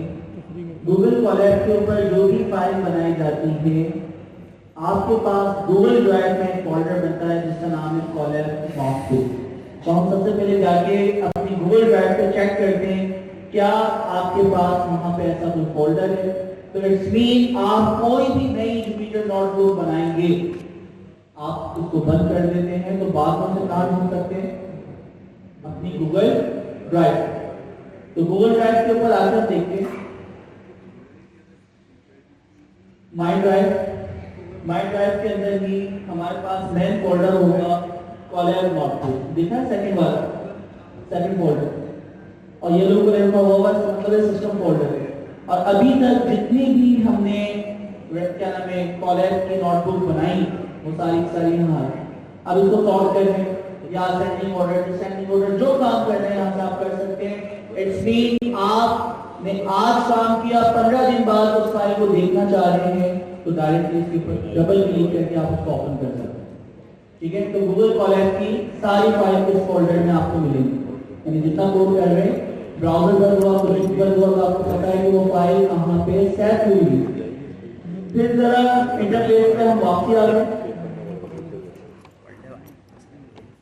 अच्छा, अब इसके इंटरफेस देखें, टॉप के ऊपर सबसे ऊपर हमारे पास क्या है? गूगल कोलैब का आइकन, उसके बराबर में टॉप पे आपकी फाइल का नाम होगा। तो फाइल का नाम क्या है? AI असिस्टेड कोड, और उसके बाद डॉट, उसकी एक्सटेंशन है IPYNP इंटरफेस पाइथन नोटबुक। आपने सिर्फ नाम चेंज करना है अगर करना चाहें, लेकिन एक्सटेंशन को रिमूव नहीं करना। फिर उसके नीचे आपके पास मेन्यू, जिसके अंदर आपके पास फाइल, एडिट, यहाँ पे सबसे इंपॉर्टेंट वाला जो हमारे पास ऑप्शन है इस फाइल के टैब में, बाकी तो सारे इंपॉर्टेंट है, लेकिन आपके हार्डवेयर से रिलेटेड जो इंपॉर्टेंट चीजें कि अभी आप जो कंप्यूटर इन्होंने आपको फ्री में दिया है उसके अंदर CPU है, उसके अंदर हार्ड डिस्क है, उसके अंदर रैम है और इंटरनेट की 1 GB स्पीड है। हम चाह रहे हैं कि आप GPU भी इस्तेमाल करें। तो GPU इस्तेमाल करने के लिए हम क्या करते हैं? रन टाइम पे जाते हैं और यहाँ पे रन टाइम चेंज या चेंज रन टाइम का ऑप्शन होता है। रन टाइम के टैब पे चेंज रन टाइम का आपके पास क्या है? ऑप्शन। उस ऑप्शन को जैसे ही सिलेक्ट करते हैं हमारे पास ये विंडो खुलती है। इस विंडो में सबसे ऊपर अगर देखा जाए रन टाइम, जो प्रोग्रामिंग इंटरफेस हम इस्तेमाल कर रहे हैं बैकएंड पे चलिए वो कौन सी? पाइथन। अगर आप इसके ड्रॉप डाउन पे क्लिक करते हैं, एक और लैंग्वेज आ रही है, वो कौन सी है? Are language. 2017 से पहले यूके में जब मैंने काम हुआ करता था तो हम लोग आर के ऊपर काम करते थे। स्टैटिस्टिशियन जितना भी काम करते थे या डेटा साइंस के ऊपर काम करते थे वो आर्ट लैंग्वेज पे करते थे। 2015 के बाद डीप लर्निंग जब टेंसरफ्लो लॉन्च हुआ तो डिफॉल्ट लैंग्वेज डेटा साइंस की कौन सी कर दी गई थी? पाइथन। इसका पर्पस ये था कि कोई भी नई चीज बनाई जाएगी सबसे पहले किसमें आएगी? पाइथन। कम्युनिटी सपोर्ट सबसे पहले पाइथन में दी जाएगी। तो आर्ट लैंग्वेज अभी भी इस्तेमाल होती है, आप उसको इस्तेमाल कर सकते हैं डेटा साइंस के लिए, लेकिन हम कम्युनिटी वाली लैंग्वेज को देखते हैं और वो लैंग्वेज कौन सी है? पाइथन। तो पाइथन 3 जो है वो हमने सेलेक्ट कर लिया। पाइथन का मुख्तलिफ वर्जन है, पाइथन 1, 2, पाइथन 2 था और पाइथन 3। तो पाइथन 2 का सिंटैक्स अलग था, पाइथन 3 में कॉम्प्लिकेटेड हो गई थी। आप देखो पाइथन 4 आएगा, मोस्ट प्रोबेबली वो कन्वर्सेशनल यूआई होगी, यानी आप जितनी भी प्रोग्रामिंग कर रहे हैं वो प्रॉम्प्ट के जरिए प्रोग्रामिंग हुआ करेगी पाइथन के इन फ्यूचर। ये असम्पशन है, बाकी देखते हैं क्या होगा। तो दोस्तों यहाँ पे हमने पाइथन को सिलेक्ट किया। सेकंड वाले हेडिंग नीचे अगर हम देखें तो वहाँ पे हमें हार्डवेयर बताता है जिसमें सीपीयू पाइथन 4 सस्ती पड़ती है। जरा वजह समझिए, RTX 4090 जीपीयू आपको कम से कम पड़ता है 12 लाख, ठीक है। तो 12 लाख का आपको कम से कम जीपीयू पड़ता है। जब वो जीपीयू आप लगाते हैं तो उतनी हीट प्रोड्यूस करता है, उसको ठंडा रखने के लिए कूलिंग सिस्टम भी आपको बाकायदा लगाना पड़ता है। फिर इलेक्ट्रिसिटी का बिल तो भूल ही जाए, $3,000 आपका बिल आ रहा होगा।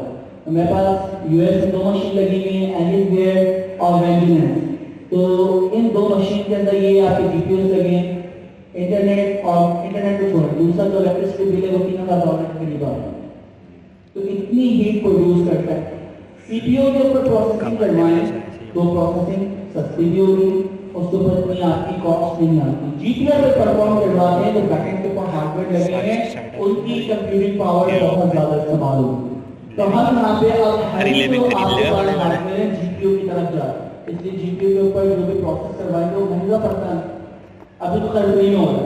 तो हम यहाँ पे T4 GPU, तो T4 GPU की जो मेमोरी है वो 16 GB है। तो आप फ्री में यहाँ पे देखिए 8 GB सबसे ज्यादा जो GPU था वो 8 GB था इस क्लास में जो बैठा है अमीर तरीन लोग, और आप लोग फ्री में 16 GB ग्राफिक्स कार्ड इस्तेमाल करने जा रहे हैं। तो आपने यहाँ से क्या सिलेक्ट कर लेना? GPU। टीपीयू भी मौजूद है जो कि मखसूस किस्म का हार्डवेयर है जो गूगल ने बनाया है, और टीपीयू जो है वो tensor processing unit, CPU central processing unit, GPU graphic processing unit और टीपीयू टेंसर प्रोसेसिंग यूनिट। तो हम यहाँ पे जीपीयू को सिलेक्ट कर रहे हैं। बाकी वाले जो थे दोस्तों वो दूसरे हार्डवेयर और ज्यादा महंगे जीपीयू है जो कि पैसों में, तो वो आप फ्री में नहीं दे सकता, सब कुछ फ्री में थोड़ी देंगे। 16 GB फ्री में मिला, बस आपको अगर 70 GB वाला जीपीयू चाहिए तो पैसे दो। तो बाकी के जो है वो डिसेबल हुए, वो पैसों में आएंगे। जो इनकी प्राइसिंग पॉलिसी है 9.99 और 49.99, ये 2 पॉलिसीज हैं। उसके अंदर आपको कंप्यूट इंजन्स मिलते हैं, जीपीयू वगैरह आप अपनी मर्जी से सेलेक्ट कर सकते हैं। अब वो कंसीडर इलेक्ट्रिसिटी की यूनिट्स होते हैं, ये भी आपको कंप्यूट इंजन के कंप्यूट यूनिट्स है। जैसे कि आप लोग अगर फैन इस्तेमाल करें तो मे भी 200 यूनिट भी ना बने, आप एयर कूलर इस्तेमाल करें तो मे भी 200 यूनिट बन जाए, आप 2 टन के 2 एसी इस्तेमाल करें तो 1 लाख का बिल तो आना मुश्किल, 1100-1300 यूनिट पे चले जाएगा। तो अब दोस्तों अगर आपके इतने यूनिट्स आ रहे, वो क्या है? कंप्यूट यूनिट, इलेक्ट्रिसिटी की बिल वगैरह कंप्यूटिंग पावर के आपके यूनिट्स होते हैं। तो इसी तरह जब आप सीपीयू, जीपीयू या टीपीयू इस्तेमाल करते हैं तो बैकएंड पे प्रोसेसिंग के ऊपर जो भी उसकी कॉस्टिंग आती है वो अलग है। तो हमें कंप्यूट इंजन मिलते हैं कि भाई आपको 1000 यूनिट मिल गए, जैसे कि इलेक्ट्रिक वालों को फ्री में मिल जाते हैं 1400 यूनिट्स, और हम बेचारे 1000 यूनिट अगर इस्तेमाल करते हैं तो सोचने लाख आपका बिल बन जाता है। तो प्रॉब्लम क्या है? फ्री में कंप्यूट इलेक्ट्रिसिटी की यूनिट्स मिल रहे और हमें वही यूनिट्स पैसों में मिल रहे। तो यहाँ पे भी वही वाले यूनिट्स हैं, कंप्यूट यूनिट्स जो अलग अलग पॉलिसी हैं। 100 यूनिट्स $10 के मिले, इसी तरह 500 यूनिट्स जो हैं आपको पर मंथ में जो मिल रहे हैं वो कितने में मिल रहे हैं? आपको $50। तो बस ये यूनिट्स आपको जितना इस्तेमाल करना चाहे उसके हिसाब से आप इस्तेमाल कर सकते हैं। तो हमने यहाँ से जीपीयू सिलेक्ट किया और उसके बाद कर देते हैं सेव। अच्छा, मैं जैसे ही सेव करता हूँ ऊपर देखिए कनेक्ट लिखा हुआ होता है राइट साइड। इसको हम थोड़ा सा जूम भी करते हैं तो आप यहाँ देखेंगे ये आपके लिए बैकएंड पे, जैसे कि सर जी ने बताया कि एक कंप्यूटर वर्चुअल मशीन आप कर रहे हो। उस मशीन के अंदर जीपीयू भी होगा, सीपीयू भी होगा, रैम भी होगी, हार्ड डिस्क भी होगा, 1 GB इंटरनेट भी होगा, सब कुछ जो आपके पास लोकल लैपटॉप है, जो चीजें इसमें मौजूद है, वही सारी चीजें वर्चुअल मशीन आपके लिए बन रही है। वर्चुअल कंप्यूटर आपका बन रहा है जिसे आप टच नहीं कर सकते, फिजिकल को टच कर सकते हैं।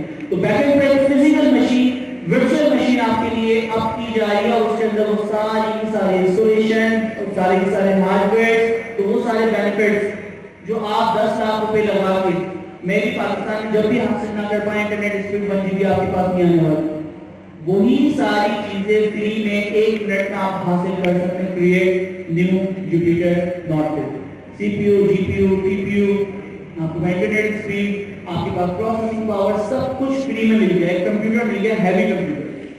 जब आपके पास ये कंप्यूटर आया, देखिए यहाँ पे जीपीयू भी बता रहा है, बैकएंड इंजन पाइथन है, रैम जो अभी यूटिलाइज हो रही है 1.17 हो रही है, टोटल 12.67 GB हमारे पास रैम मौजूद है। इसी तरह हमारे पास हार्ड डिस्क 32 GB इस्तेमाल हो चुकी है, 112 GB तक की हमारे पास कैपेसिटी है। तो टोटल हमारे पास हार्ड डिस्क भी इसने बता दी। अच्छा, अब एक चीज हम नोट करते हैं, एक सेल के ऊपर आए, जीपीयू को भी हम चेक कर लेते हैं। एक नया सेल हम देते हैं, कोड वाला, साइन ऑफ एक्सप्लेनेशन शिफ्ट के साथ 1, NVIDIA V के बाद भी आएंगे /-SMI, ये कमांड चला। ये लिनक्स की कमांड है, जब आप जीपीयू अपने कंप्यूटर में इंस्टॉल कर लेते हैं तो वेरीफाई करने के लिए हम चलाते हैं। तो जैसे ही हमने ये कमांड चलाई, कॉन्फ़िगरेशन लिखी आई और यहाँ पे आप देखें 15MIB, ये जो आपको बताता है, ये आपको बताता है कि आपका जीपीयू कितनी पावर का लग रहा है। तो उसकी टोटल VRAM कितनी है, ग्राफिक्स कार्ड जिसे आप कह रहे थे 8 GB, तो यहाँ पे आपको ऑलमोस्ट राउंड कर दें तो 16 GB आपको क्या मिल रहा है, ग्राफिक्स कार्ड फ्री में। तो वो काम जो कि आप दूसरे कंप्यूटर इंजन जो अपने सिस्टम में करा ही नहीं सकते। सर जी के पास M1 है, मेरे पास M2 है, लाहौर में एक स्टूडेंट है, उनके पास M3। अब मैं आपको कहानी बता रहा हूँ, हमने जनरेटेड AI का 7 बिलियन पैरामीटर वाला सबसे लाइट वेट होता है LLM ओपन सोर्स, उसे डाउनलोड किया अपने लोकल कंप्यूटर में। हम कोशिश नहीं, M2 हमारे पास है, M1 मौजूद है या M3 मौजूद है, सबसे फास्ट कंप्यूटर हमारे चलने वाला है। अब हम उसके ऊपर चला क्योंकि उसके अंदर न्यूरल इंजन कोड चल रहा है। सर्दिया के पास थोड़ा स्लो, मेरे पास शायद थोड़ा सा स्मूथ, और मुझसे ज्यादा तेज M3 वाले के पास चल रहा है। अब प्रॉब्लम क्या हुई कि बस वो चल रहा है, एक लैपटॉप में NVIDIA का जीपीयू लगा हुआ है और वही सेम कोड जब हमने NVIDIA के जीपीयू वाले के साथ चलाया तो सबसे तेज वो भी चल रहा है। इसका मतलब पता चला कि LLM generative AI machine learning deep learning करने के लिए सबसे यानी मोतबर जो हमारे पास हार्डवेयर है वो कौन सा है, NVIDIA। तो NVIDIA के जीपीयू में बहुत फास्ट प्रोसेसिंग हो रही है। न्यूरल इंजन इतना फास्ट प्रोसेस इसको नहीं करते क्योंकि न्यूरल इंजन आपका सीपीयू ही है और उसके अंदर ही उसको प्रोसेस करने के लिए उन्होंने पर्टिकुलर इंजन बनाए न्यूरल को। तो अब M3 या M2 लेने के बाद भी हम सोचेंगे यार ये क्या होगा, इससे अच्छा तो हम $10 यानी मंथली पे कर दे और आराम से कोई भी पुराना सा लैपटॉप ले ले, सारी कंप्यूटिंग करवा लेते और प्लस सबसे फास्ट NVIDIA की जितनी आपको कंप्यूटिंग पावर चाहिए, जितने हैवी जीपीयू चाहिए उन्हें आप पे एज यू गो क्लिक करके इस्तेमाल कर सकते। तो ये बेनिफिट्स हमें कॉलेज फ्री में दे रहा है। हर बंदा किसी भी LLM का हेलो वर्ल्ड बहुत आसानी के साथ कर सकता है। तो इंटरफेस में हमने देखा कि हम रन टाइम पे जाके जीपीयू सेलेक्ट कर सकते हैं जो कि फ्री में 16 GB का हमें मिल रहा है, यहाँ पे हमें मेमोरी भी उसकी कंफर्म करनी है, ठीक है। इसके अलावा वर्चुअल एक मशीन है, तो वर्चुअल मशीन की सारी कमांड्स जो आहिस्ता हम सीखेंगे। तो पहले इंटरफेस को हम डिस्कस करते हैं। सबसे टॉप के ऊपर जो मेन्यू आ रहा है वो आपके पास मेन्यू बार दिखाता है। लेफ्ट साइड के ऊपर आप देखें, अच्छा ये मेन्यू बार का लेफ्ट साइड के ऊपर कुछ आइकन है। सबसे ऊपर वाला आइकन जो है वो जो डॉक्यूमेंटेशन हमने देखा था कि कॉलेज के ऊपर हम जाके मार्क डाउन कर सकते हैं। यहाँ पे दो तरह के सेल की टाइप है। पहले वाला सेल जो प्लस कोड है जिसमें आप कोडिंग कर सकते हैं, दूसरा वाला जो प्लस है उसके साथ क्या लिखा हुआ है, टैक्स। तो ये दूसरा वाला जो सेल आप क्लिक करते हैं सबसे टॉप पे मेन्यू बार के बिल्कुल नीचे, तो जैसे ही आप क्लिक करते हैं तो आप नीचे देखते हैं कि आप यहाँ पे मार्क डाउन कर सकते हैं। तो हैश कोई भी हेडिंग आप डालें, जनरेटिव एआई की डालें,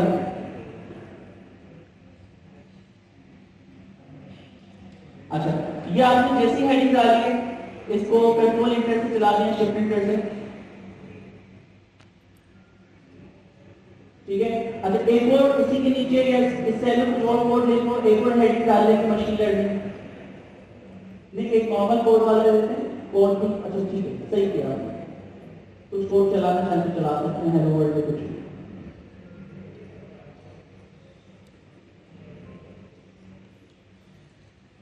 यहाँ पे भी मशीन लर्निंग की हेडिंग डाल दें। टाइम पे जाने के बाद सनी क्या कहा? अच्छा दोस्तों सबसे पहले हमने देखा मेन्यू बार के फौरन बाद हमारे पास सेल ऐड करने की इन्होंने शॉर्टकीज दी हुई थी जो कि आपके पास प्लस कोड और प्लस टैक्स था। लेफ्ट साइड के ऊपर अब आपके पास कुछ आइकन हैं। लेफ्ट साइड वाली जो आइकन है जैसे कि वीएस कोड पे हुआ करते थे, इसी तरह यहाँ पे आप उसके ऊपर क्लिक करें। दोस्तों जैसे आपने क्लिक किया जो हेडिंग्स आपने डाली हुई थी क्या आ रहा है, टेबल ऑफ कंटेंट। आपने जो भी डॉक्यूमेंटेशन करेंगे, जिस तरह आप कोई किताब पढ़ते हैं, जिस हेडिंग पर क्लिक करते हैं वो टॉपिक शो हो जाता है। तो आपने 500 कोड 500 स्लाइड कुछ लिखा हुआ है तो आपको पता होना चाहिए यहाँ कनेक्टिविटी हुई है, यहाँ पे ईमेल सेंड होती है, यहाँ पे यूजर बेनिफिट काम होता है। तो जो भी चीजें हैं आप उसको डॉक्यूमेंट कर सकते हैं। तो टेबल ऑफ कंटेंट हमारे पास बन गया, ये खुद बना दिया। जो भी आपके हेडिंग 1 हेडिंग 2 हेडिंग 3 के लेवल्स होंगे वो खुद ब खुद इसके अंदर ऐड होते जा रहे हैं, ठीक है। तो आप उसको पढ़ के यहाँ से उस कोड के ऊपर क्या कर सकते हैं, नेविगेट कर सकते हैं या जा सकते हैं। अच्छा नेक्स्ट वाला जो आइकन है वो सर्चिंग का है। सर्चिंग टू में कंट्रोल ऐप जो आप करते हो तो आप चीजों को सर्च कर सकते हो और सर्च करने के बाद उसको रिप्लेस कर सकते हो। तो ये तो बहुत ही आसान ऑप्शन है जो बचपन से आप इस्तेमाल करते रह रहे हैं। ये जो ऑप्शन है आप अपनी जुपिटर नोटबुक्स में जितने वेरिएबल्स बनाते हैं, आपकी जुपिटर नोटबुक है ना, नेम का वेरिएबल बनाया, फादर नेम का वेरिएबल बनाया, एजुकेशन का वेरिएबल बनाया, तो आपने 500 वेरिएबल बनाए। कौन सा वेरिएबल कहाँ पे, किस वेरिएबल का क्या काम है, किसको कब इस्तेमाल करना, उन वेरिएबल्स को बार बार ऊपर जाके आपको ढूंढना पड़ता है।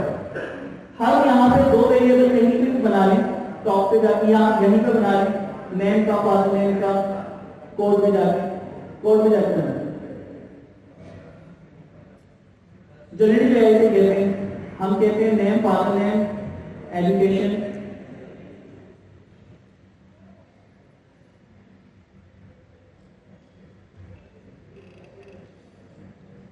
इसको कहते हैं केवाईसी कस्टमर के ना। तो केवाईसी 5 वेरिएबल बनाकर उनकी वैल्यू असाइन करें।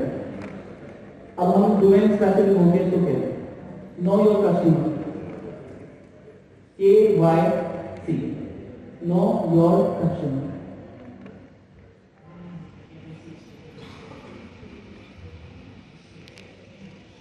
फाइव वेरिएबल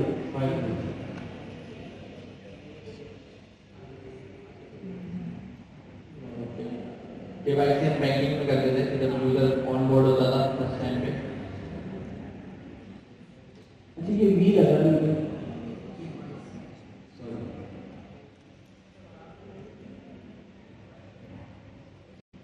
देखो दोस्तों डोमेन स्पेसिफिक वोकैबुलरी मैंने इस्तेमाल की। इसने क्या किया, age, country, occupation, has, valid ID, with score, सारी चीजें बना दी। इसमें टाइप कास्ट के साथ बना दी। अच्छा अच्छा ये जैसे ही कोड चला टाइप कास्ट के करवाना चाहते करवा लें। टाइप कास्ट में टाइप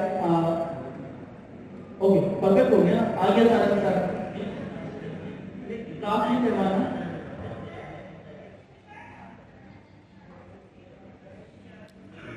अच्छा, मैं रिपीट कर दूं कि फॉर्म लिखा है, उस फॉर्म में हमने डोमेन स्पेसिफिक कीवर्ड का केवाईसी, जैसे मैंने कहा बैंक में जब आप फर्स्ट टाइम ऑन बोर्ड होते हैं, मतलब आपका पहले बार अमाउंट खुलता है, तो बैंक आपसे केवाईसी करवाता है। तो समटाइम आप फेस रिकग्निशन करके करते हो, समटाइम आप बायोमेट्रिक से करते हो, ये कोई ना कोई प्रोसेस होता है जिसके तहत आपकी केवाईसी होती है। नो योर कस्टमर, यानी कि आपकी आइडेंटिटी चेक करी जाती है कि आप वैलिड कस्टमर हो और ये आप ही के अकाउंट है, कोई एनोनिमस यूजर नहीं है। तो यहाँ पर हमने डोमेन स्पेसिफिक केवाईसी का वर्ड यूज करा। हमने कहा है कि हमें वेरिएबल्स बनाने हैं। वेरिएबल्स क्या होते हैं? वेरिएबल आप ये कंसिडर कर लें कि जब आपके पास, कंसिडर हम कर भी चुके हैं क्लास में, मैं इसकी डेफिनेशन क्या बोलते हैं, अच्छा टाइप चेक कर, टाइप चेक करें, आप ज़्यादा सुन रहे हैं। वेरिएबल्स ये होते हैं कि आप कोई स्पेसिफिक डेटा स्टोर करना चाह रहे हैं, किसी नाम के साथ बाइंड करना चाह रहे हैं किसी डेटा को। अब वो डेटा की हमने टाइप भी देखी थी कि एक डेटा होता है जो हम कोटेशन में लिखते हैं, जिसको हम स्ट्रिंग कहते हैं, जिसमें आप कोटेशन में जो भी चीज़ लिखते हैं वो स्ट्रिंग आ रहा है, और एक डेटा होता है नंबर, जिसको कोटेशन में लिखने की जरूरत नहीं होती। तो ये सारा जो डेटा होता है जब हम उसको किसी नाम के साथ सेव करवा देते हैं, उसको हम वेरिएबल बोलते हैं कि इस वेरिएबल में ये वेरिएबल। इस तरीके से आप फॉर्म फिल करते हैं किसी भी इंस्टीट्यूट का एडमिशन लेने के लिए, तो आपको फॉर्म मिलता है, फॉर्म पे वेरिएबल्स होते हैं। वेरिएबल्स क्या होते हैं? आपका नाम, आप आगे नाम की वैल्यू लिख दो।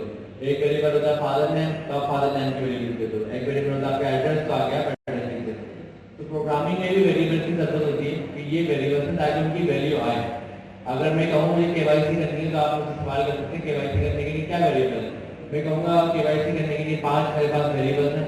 पहले मैं कस्टमर का फुल नेम लूंगा, फिर उसकी डेट ऑफ बर्थ लूंगा, फिर उसका रेजिडेंशियल एड्रेस लूंगा, फिर उसकी आइडेंटिटी नंबर कंफर्म करूंगा, फिर उसकी एक स्कैन कॉपी ले लूंगा उसकी वैलिड आइडेंटिटी डॉक्यूमेंट की।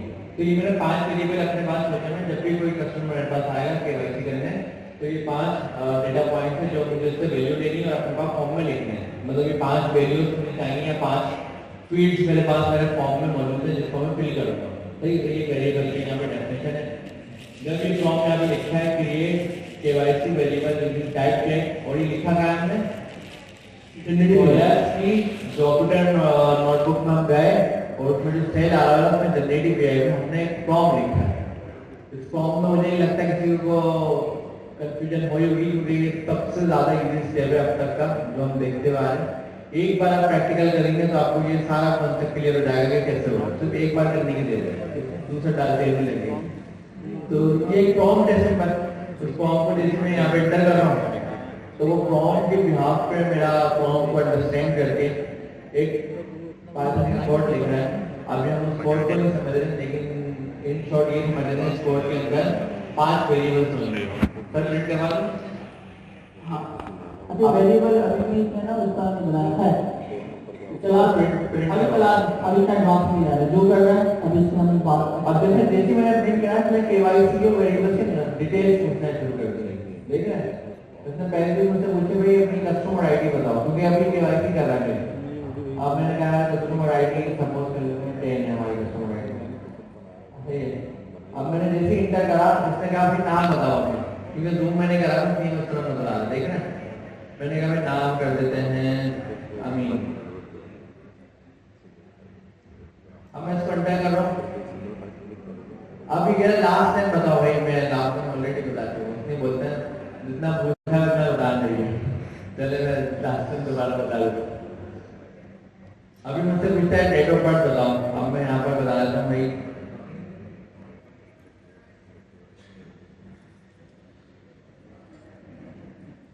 तो ये मैंने एक डेट ऑफ बर्थ भी बता दिया। अब उसने एड्रेस पूछा है, मैंने एक एड्रेस भी बता दिया। अब फाइनली से मेरी पूरी केवाईसी करके देखें प्रिंट कर दिया। अभी मुझसे और सवाल नहीं पूछ रहा है, लेकिन ये पूरा काम मैंने सिर्फ एक फॉर्म से करा है जिसने मेरे से मेरी केवाईसी के सारे क्वेश्चंस करे और मैं उसको रिप्लाई करता गया। रिप्लाई सक्सेसफुल या तो उसने नीचे वो रिप्लाई प्रिंट कर दिया कि भाई ये कस्टमर आईडी है, ये फर्स्ट नेम है, ये लास्ट नेम है, डेट ऑफ बर्थ और ये एड्रेस है। ये सारी चीजें इसके पास सेव हो गई। अच्छा, तो अब हम वाले टैब के ऊपर आते हैं जो एक्स आइकन है लेफ्ट साइड पे, रिफ्रेश और दोबारा टैब पे कहीं और चीज पे यहाँ पे आएगा। वेरिएबल तो बन चुके हैं ना, और वाले टैब पे क्लिक करके वापस आए। उसके कारण नेक्स्ट वाले वो एक्स वो आया है ठीक है वेरिएबल का नाम क्यों नहीं है इसका वेरिएबल यहाँ पे बनाया है, वहाँ नहीं बनाया नहीं ठीक है नहीं आता है तो नीचे आके वेरिएबल को सीधा बनाया मैंने है रिफ्रेश कर लेता हूँ। रिफ्रेश कर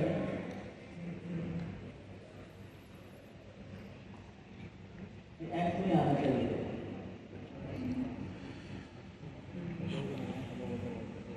नहीं वेरिएबल ठीक नहीं कर रहा है। अच्छा तो एक दोबारा से बनाने नीचे आए और नेम इक्वल टू और अपना नाम बोलिए नेक्स्ट टाइम और फिर फंक्शंस के बाहर आइटम वैल्यू पे आ गई। हाँ ये फंक्शन के अंदर अपना लॉगिन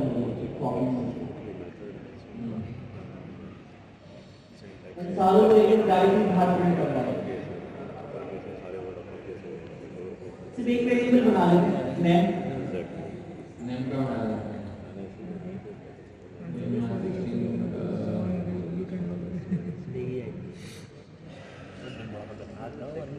ये अलग कमांड के लिए होता है वेरिएबल रन टाइम के लिए होते हैं उसके बाद जैसे कॉल होती है खत्म होते हैं वेरिएबल से डिफाइन होती है तो जैसे फंक्शन के अंदर जो भी वो प्रिंट नहीं होगा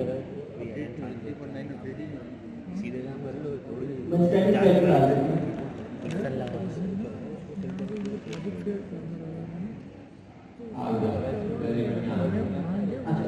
अब दोस्तों देखिए नोट करें हमने जो भी वेरिएबल बनाए नेम फादर नेम एज जो वेरिएबल्स बनाते हैं फंक्शन से बाहर तो वो वेरिएबल की लिस्ट यहाँ पे शो ये आर स्टूडियो स्पाइडर और इस तरह के जो पुराने हमारे पास आईडीज थे उसके अंदर जो लोग काम करते थे वो इस चीज से आते हैं इससे फायदा क्या होता है आपने 500 वेरिएबल्स बनाए हैं मुख्तलिफ जगहों पे उनको याद रखना कौन सा वेरिएबल किस लाइन के अंदर है कभी जिंदगी में याद नहीं हो आपके पास पूरी की पूरी लिस्ट आ जाएगी वेरिएबल्स की जो पूरी जुपिटर नोटबुक में आपने बनाए होंगे तो हम ये पता चल गया कि वेरिएबल्स उसकी चाहे जो भी डेटा टाइप हो उसमें कोई डेटा फ्रेम भी हो सकता है उसमें लिस्ट भी हो सकती है डिक्शनरी भी हो सकती है वो डायरेक्टली आप यहाँ पे देख सकते हैं कुछ चेंजेस चाहिए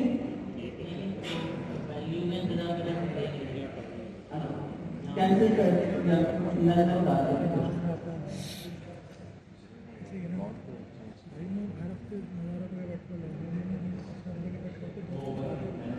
हमें ये दिखाना लगता है।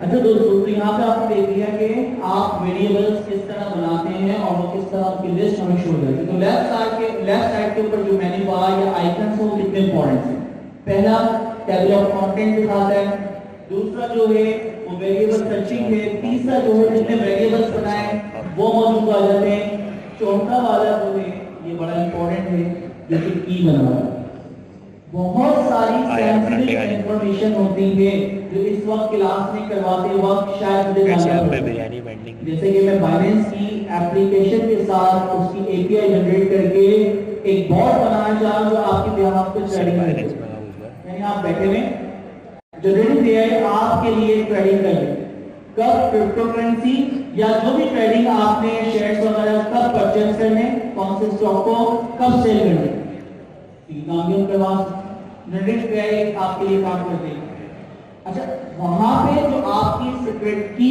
और टोकन्स होते हैं वो बहुत इंपॉर्टेंट होते हैं अगर वो टोकन मैंने आपको दे दिए या कहीं पे भी मैंने गलती से कोडिंग करते वक्त किसी गिटहब पे डाल दी प्रॉब्लम क्या होती है जिसके पास चाबी होती है घर की वो धंधा हो सकता है तो जिसके पास टोकन की कीज होगी वो अपने नाम आपके जितनी क्रिप्टो करेंसी या एसेट्स हैं वो ट्रांसफर भी कर सकता है तो आप सोचें जरा कितना खतरनाक होगी तो उस खतरनाक चीज से बचने के लिए हमारी जितनी भी सेंसिटिव इंफॉर्मेशन होती हैं आपका पासवर्ड आपकी ओपन एआई की कीज आपकी जेमिनी की कीज या किसी भी प्लेटफॉर्म की सीक्रेट कीज जिसके जरिए आप कनेक्ट होते हैं उस एनवायरनमेंट में दाखिल होते हैं उन वेरिएबल्स को हम कहां पे बनाते हैं दोस्तों उन वेरिएबल्स को हम ये जो सीक्रेट की बनी हुई यहां पे आके बनाते हैं तो यहां पे आके अगर आप क्रिएट ऐड न्यू सीक्रेट की जो बटन है इस पे क्लिक करें और नीचे देखो उसको कॉल करने का तरीका भी बताया है तो एक वेरिएबल हम ऐसे बनाते हैं सीक्रेट नेम पे बना लेते हैं या जो भी आप रखना चाहें मैं पासवर्ड